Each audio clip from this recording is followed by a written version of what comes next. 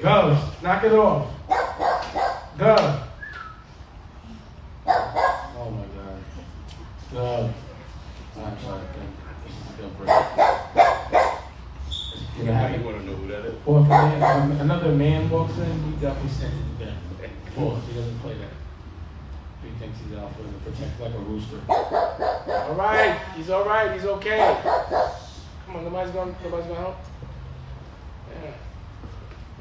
So y'all realized early on in college that you don't have as much control over your future as you think you do. Well, if you give your control away. Yeah, it's like you give your control away. You spend the majority of your time inside of the classroom.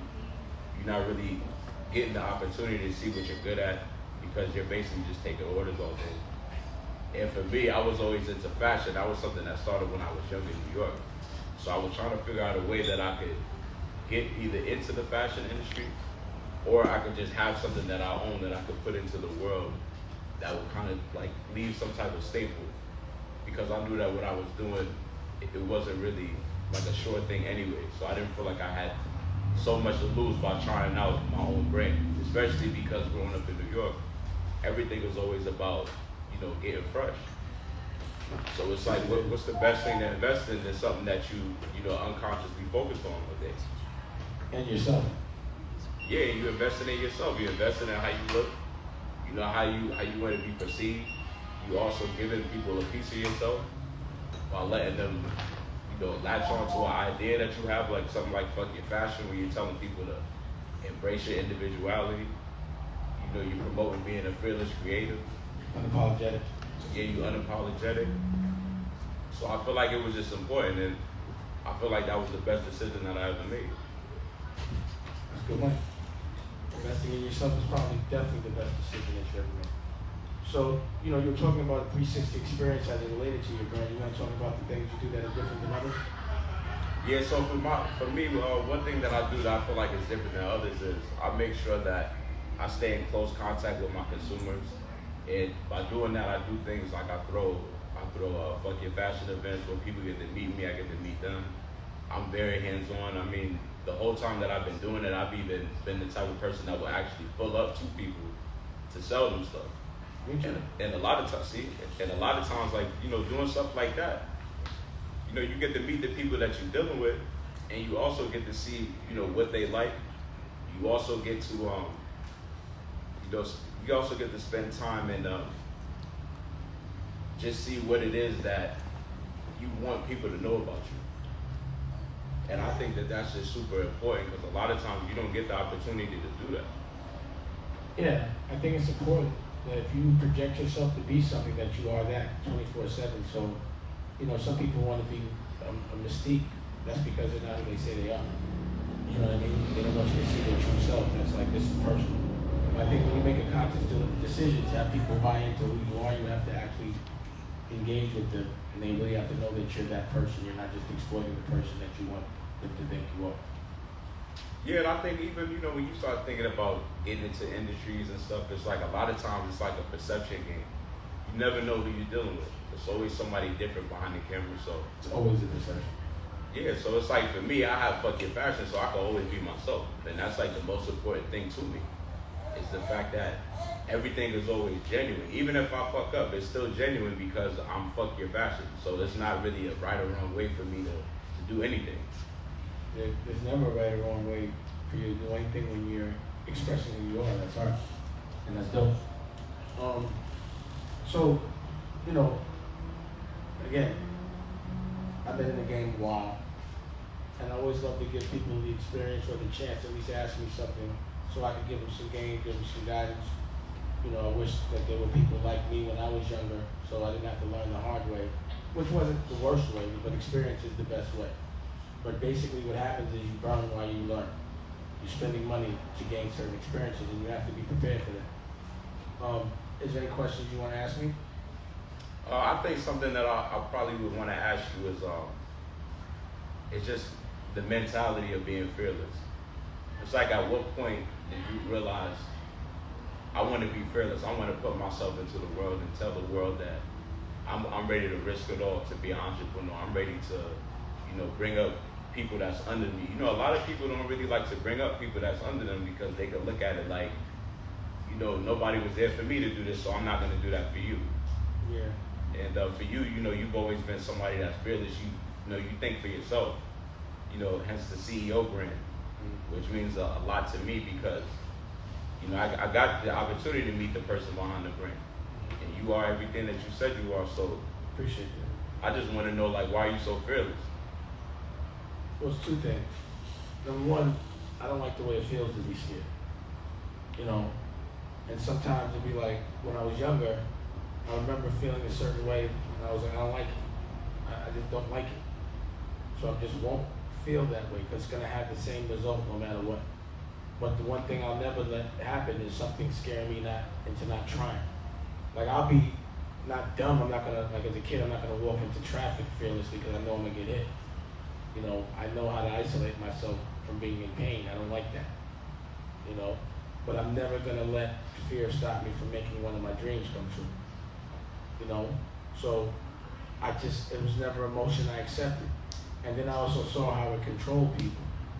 So I would do things that others were scared to do, and I'd be the only one doing it. I'd be like, it was easy.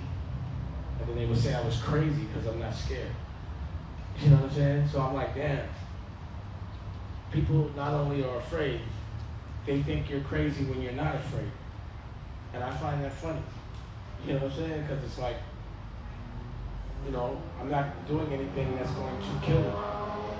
I'm not doing anything that's going to, you know, put me or my family in harm's way. I'm just investing in myself. And also where I came from, you know, I came from a place of survival where there was a lot of unrecognized trauma. So I'm seeing people get killed. I'm seeing people go to jail really young for long periods of time. And I'm seeing people get robbed. I'm like, yo, if I could survive this, why would I be scared to invest in myself? There's no recourse. And then when you lose people you love young, because I lost my mom at 15, you know, 10 years later I lose my girl. I'm like, yo, life is cool, but like, you know, death can't be that bad. I'll be with my girl and my mom. So what's there to be scared of? It happens to everybody. So for me, you know, if something happens to everybody, I'm not gonna be scared of it. I'm not gonna say, why me? I'm gonna just know that it's gonna happen. I'm gonna deal with it. I'm gonna wear it well. I'm not gonna have fear of something that's gonna happen anyway. What I am gonna have fear of is putting myself in a situation where I don't feel free. You know what I mean? Like, I'm definitely not breaking the law. I'm scared of that. Because jail comes with that. And then I have no fun. So it's logical. So I just won't do anything that's gonna put me in jail. Hence cameras all over the place, because you're never gonna say I did something I didn't do. You know what I mean? You see, I'm like, I got PSTD, whatever. Like, you know, I'm be paranoid about shit because I come from a place where, you know, people play a different kind of game, different kind of recourse. This is nothing compared to where I came from. So what am I be scared of? A lame, a nerd, someone who I feel I could go in their pocket? Or would I let somebody tell me what to do in the court, in the office, and they can't tell me what to do in the street? You know what I mean? Like, I've seen so many gangsters get in front of people, and I don't know why they give the power away. All of a sudden, a different tone, a different talk, a whole other thing. Like, you was a gangster 5 minutes ago, and then you get in front of somebody in the room, and you act like a completely different person. You're more scared of this person that doesn't have a gun than someone that does, and you'd rather shoot that person than actually even say something that may hurt this other person's feelings. Because you think they're the plug. Because you've been programmed to think they're better than you. I'm not down for that game. I don't want to be the masses. I don't want to be controlled. I want to do the controlling, and I want to bring the 99% to the 1% because I came from the 99%. So it's this thing where, you know, if you have an alcoholic father, you can either be an alcoholic or you can say, I'm not drinking because my father was an alcoholic. Which one are you going to be? You know, I'm the person that's like, you know, even with my kid, anything I didn't like that my parents did, I'm not doing to my kid. I know how it feels. I don't justify it like what happened to me, so it should happen to him. Why would I want my child or someone I love to feel pain if I know exactly how that pain feels? So, I know how it feels to want advice and someone not give it to you because they're scared of you being their competition. But for me, I want the competition. I want more free thinkers because it pushes me to be more creative. I'll empower you to become my competition because only competition is good competition. Who's going to hustle the hardest? Who's going to be the freshest? It's going to bring that out of me. I take pride in nobody hustles harder. And that's something that I really respect too, because from the beginning you always show love. And you told me a while ago, you was like, I want to give you a platform so that people have the opportunity to see it and see what you're about. Yeah. And you really did that. Did that. Done. But you also keep bringing it fresh, but you gotta bring me the socks, the shorts. Yeah, I got you. Especially the shorts and the socks, definitely. Yeah, I got you, baby. You stay fly, you show people how to put it on, so that's what it is. I see it. Yeah. Another thing, so I wanted to say is, I'm slipping. Another thing I wanted to say too was when you was talking about, going to a lane for validation, like, that's something that I've noticed a long time ago too, but I still do not understand it for the life of me, why people have to get validated by somebody who doesn't even understand your culture, doesn't understand you, and doesn't really have much to offer you except maybe a push if you already got a wave going on. Yeah, because you're programmed to be insecure and to think that they have to validate you. We're programmed to that. It's a strategic play. It's a strategy. How do we control the masses? Make them think that unless they have us, they can't survive. And they'll protect us and fight each other. And that's exactly what's happening. And it works. So why would they stop the cycle? Which is, again, the reason why not everyone thinks I'm dangerous, but the people who are messing up their hustle, I'm dangerous to them. People that are taking advantage of culture and exploiting and tricking you into think you're winning when you're losing, I'm dangerous to those people. Because, enlightenment, awareness, it makes you responsible. Like once you know you're being played, you're not gonna let someone keep playing.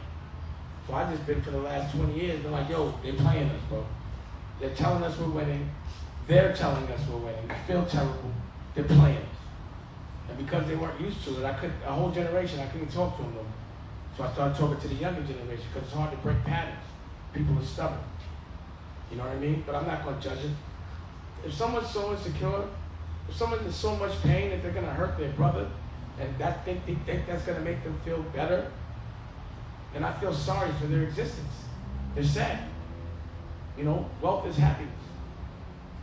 That's wealth. I don't care how much money you got. If you want happy, you broke. If you're not laughing, you broke. I'll say it over and over again until people get it. It's not about what people think of you. It's about how much fun you're having with the people you love. That's all that matters. That's it. So if you got a lot of money, you can't spend no time with your kids, then I don't understand. It doesn't work out for me. I have to be able to have a controlled environment where my kid can be, where I can be with them. I'm in pain where I'm not with people I love. I keep them around me all the time.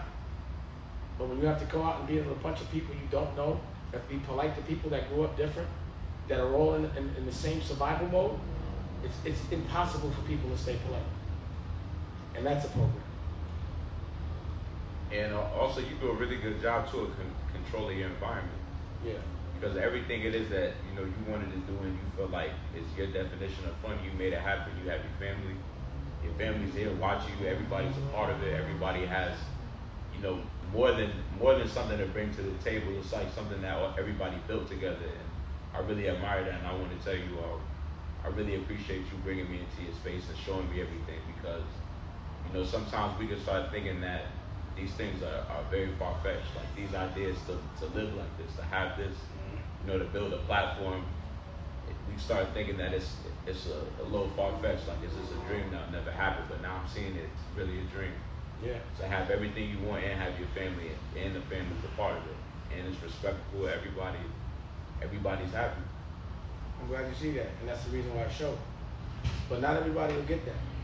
So when I see like-minded people, I let them in. Cool. That's all. So congratulations to you. You there. You already understand your consciousness. You know where to go. Just dream, keep dreaming. And any way I can help you, I will. So anything else you want to say before we wrap it up? All I wanted to say is, if you want to see the new drop that some people saying that he likes, go to fuckyourfashion.com. You want to get at me on Instagram, it's at FCKYA Fashion. I had to take the U out. Instagram was blocking me. what I'm saying? That's why you got sometimes have your own platform, you know what I mean? Exactly. Usually they can't tell you what to do. Or how to display your stuff. You know? And that's dope. So he gets the fresh to death approval from Dame Dash, that's legit. Fuck your fashion. My man Devon, doing your thing. Appreciate you. Appreciate you, dude. And you know, the best way to show appreciation is to win, because I'll be there to support. I like one of us get there. Alright, Dame Dash Studios. Holla. Thank you. That was nice of you.